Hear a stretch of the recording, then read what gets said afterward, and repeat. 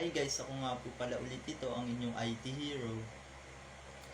Bago po natin simulan yung topic natin ngayon, nagpapasalamat po ako sa inyong lahat sa walang sawa niyong pagsuporta sa ating page.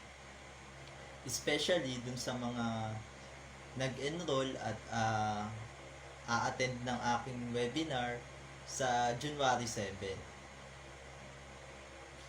Habang tinitrain ko po sila, i-discuss ko na din yung mga opportunities, kung papaano makakatulong sa kanila yung ganung skill set sa pagpasok nila sa cybersecurity industry, mga tamang platform in forums na para sa kanila, especially yung tamang behavior sa pagtataglay ng mga ganung skills. Magbibigay din ako ng guidebook para sa kanila. Yun po.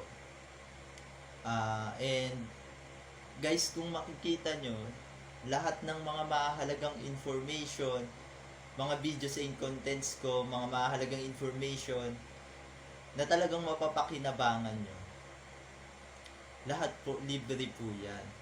Pumunta lang kayo sa ating page, panoorin yan, kagaya ng paano nyo ma-recover yung mga files nyo, paano kayo makakaiwas sa mga mapagsamantala sa ating cyber world. Lahat po libre po yan. Pero kung gusto nyo po mag-donate,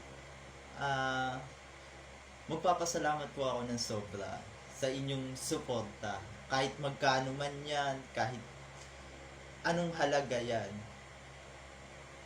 Kung gusto nyo mag-donate, pwede naman po. Pero kung hindi naman po, lahat po yan libre. Lahat ng mga mahalagang information na yan, lahat ng mga for cybersecurity awareness na yan, libre po yan sa ating page. It's 100% free. Yun po. At yun na nga, ang topic po natin ngayon ay tungkol sa malware. Kadalasan kasi, sa mga tao, especially dun sa mga average user, kapag ka sinabing malware o ransomware o kung ano man yan, pare-pareho lang yan sa isip nila. Virus daw. Virus, ganun.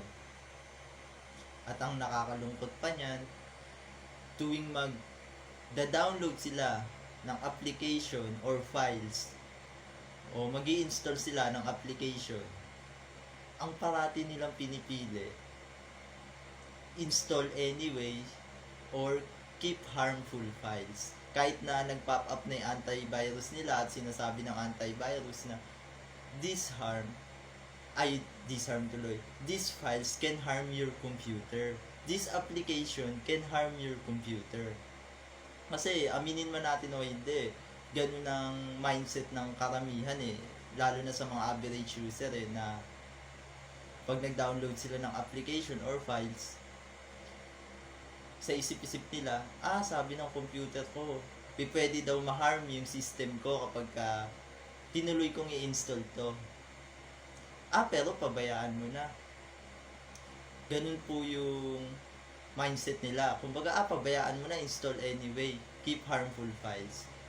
Kaya para hindi po nila ugaliin o hindi nyo ugaliin yung ganung mindset, ipapakita ko sa inyo kung ano nga ba talaga yung pwedeng gawin ng isang hacker once na ma-infect niya na kayo ng malware niya, o ano nga ba talaga yung mga kayang gawin ng mga hackers kapag ka na-infect na nila kayo ng mga malware. Papakita ko sa inyo kung paano i-manipulate o i-full control yung mga devices nyo nang hindi nyo nalalaman. Yun po, at simulan na po natin. Ayun guys, no? Ipapakita ko sa inyo yung mga pwedeng gawin ng isang hacker o kung paano niya kontrolin o i-manipulate yung mga computers nyo na infected ng malware nang hindi nyo nalalaman. Ito guys,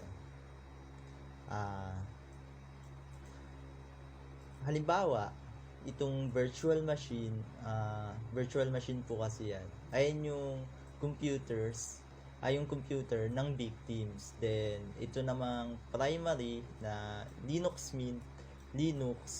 ito yung computer ni hackers. Alright? Ito guys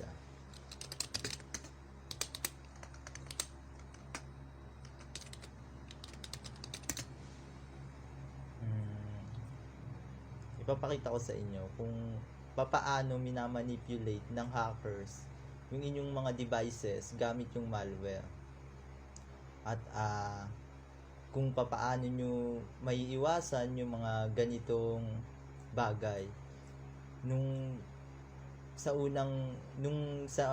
Mas naunang video ko tungkol sa ransomware, inexplain ko naman na kung bakit kailangan nyo ng additional antivirus bukod dun sa built-in security ng mga Windows.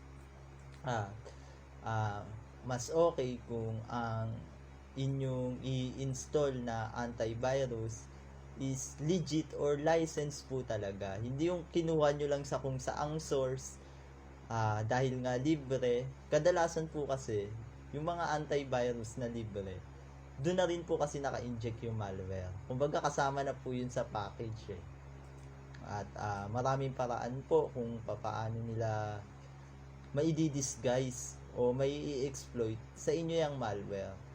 Pwede yung papalitan nila yung name ng application, papalitan nila yung icon, then gagamit ng social engineering based dun sa kanilang target. Ganun po yun. At wag nyo pong isa walang bahala yung mga pop-up ng antivirus nyo, kasi minsan legit na apps yung ibibigay nila sa inyo, pero bago nila isend yun sa inyo, in-inject na nila yon ng malware. Kaya kapag in-open nyo yung application, akala nyo normal lang, walang pagbabago o wala namang kahit anong nangyari, pero ang hindi nyo alam, minamanipulate na nila, kinokontrol na nila nang hindi nyo nalalaman. Ito ipapakita ko sa inyo. For example,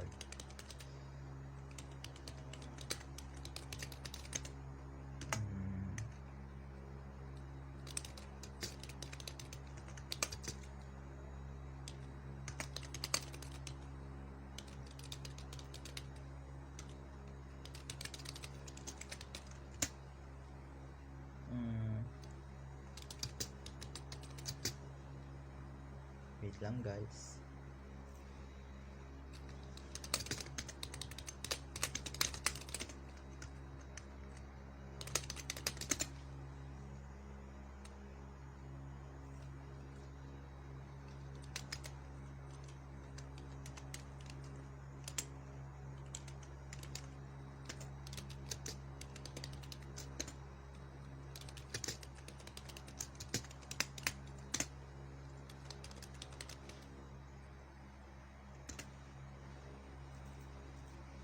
Ito guys.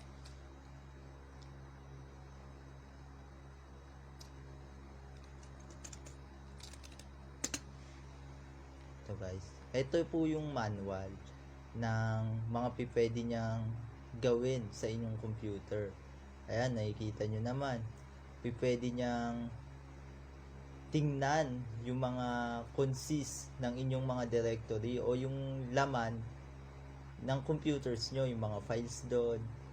Then pwede siyang magkopya ng mga files nyo, pwede niyang kopyahin nang hindi nyo nalalaman. Pwede niyang i-delete yung mga files nyo nang hindi nyo nalalaman. Pwede siyang mag-download, pwede siyang mag-edit. Ayan. Ito, pwede rin siyang mag-upload.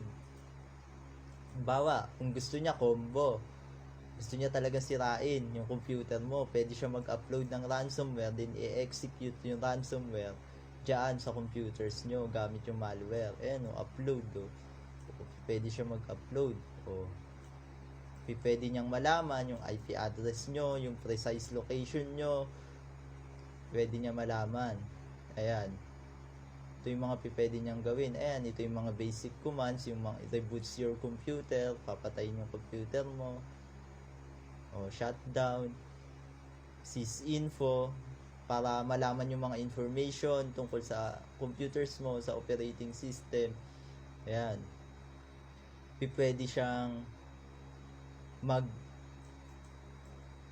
sa keyboard mo. Ayun po kasi ang parang pinaka ibig sabihin nito. Pwede siyang mag-type sa keyboard mo. Pwede siyang mag-insert ng keylogger, kumbaga. Lahat ng tina-type mo sa computer mo, nakikita niya. Pwede rin siyang mag-command sa iyong mouse. Ayan po.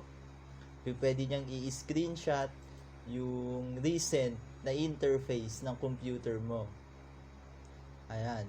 Pwede niyang i-on yung mic at nang hindi mo nalalaman, naririnig niya pala yung mga pinagsasabi mo habang nakabukas yung computer mo. Ayan. Pwede niyang buksan yung webcam mo kung may camera yung devices mo. And po, pwede siyang mag-play ng videos. Parang may full control na siya sa computer mo. At kung Android naman po yung infected ng malware, ang mga features naman yan, pwede niyang mabasa lahat ng text messages mo. Lahat ng naka-install na app sa'yo, makikita niya yan. Lahat ng call logs mo, makikita niya yan. Yun po. So, ibig sabihin, kahit 10 authentication factor pa yan, kung na-infect naman na ng malware yung cellphone mo, wala rin. Kasi pwede siyang mag-send ng message, pwede niyang mabasa lahat ng messages mo, lahat ng text messages mo, magpapadala nga ng codes, nakikita rin naman ng hacker yung codes, wala din. Kaya, huwag niyo po walang bahala yung pop-up ng inyong mga antivirus. Ayan, no? Information ng computer, IP address, computer mo, directory ng computer mo. Ayan, pwede pa nga siya mag-upload ng ng mga files para i-execute sa'yo yung mga ransomware. Pwede din yun. Ayun lang guys, no, sa topic natin ngayon. At sana marami kayong natutunan at makatulong sa inyo itong information na ibinigay ko sa inyo para maging safe kayo sa mga malware. At kung may mga katanungan po kayo, pwede po kayong mag-message sa ating page. Sasagot naman ako basta hindi ako busy. At paki-invite na rin ang inyong mga friends at ang mga mahal niyo sa buhay para maging updated din po sila at makatulong din tayo sa kanila sa kung papaano maging safe sa cyber world. Yun lang po at maraming salamat po sa inyong lahat.